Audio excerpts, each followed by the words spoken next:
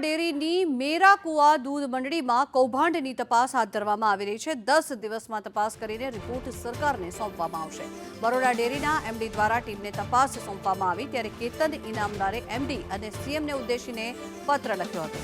5 મૃત સભાસદના નામે 39 લાખના કૌભાંડ આચરવામાં આવ્યા હતા તેનો આક્ષેપ કરવામાં આવ્યો છે। આ સમગ્ર મામલે પત્ર લખવામાં આવ્યો। વધુ માહિતી મેળવીએ સંવાદદાતા કૃણાલ શર્મા જોડાયા છે આપણી સાથે। કૃણાલ, પત્ર લખવામાં આવ્યો છે સીએમને ઉદ્દેશીને, કયા મુદ્દાઓ ખાસ ટાંકવામાં આવ્યા છે આ પત્રમાં, શું માંગ? જે રીતે સાવલીના ધારાસભ્ય કેતન ઇનામદારે 2 દિવસ પહેલા ડેસર જિલ્લાની મેરાકુવા દૂધ ઉત્પાદક મંડળી સામે આરોપ લગાવ્યા હતા। 5 જેટલા મૃતક સભાસદો છે તેના નામે 39 લાખ રૂપિયાનો કૌભાંડ કર્યાનો તેમને આરોપ લગાવ્યો હતો અને આ મૃતકોના પણ પુરાવા તેમને રજૂ કર્યા હતા।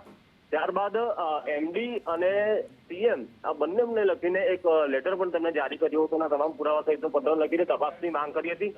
હવે આ તપાસ એમડી અજય જોશી દ્વારા એક ટીમ બનાવવામાં આવી છે। આ ટીમને તપાસ સોંપાઈ છે।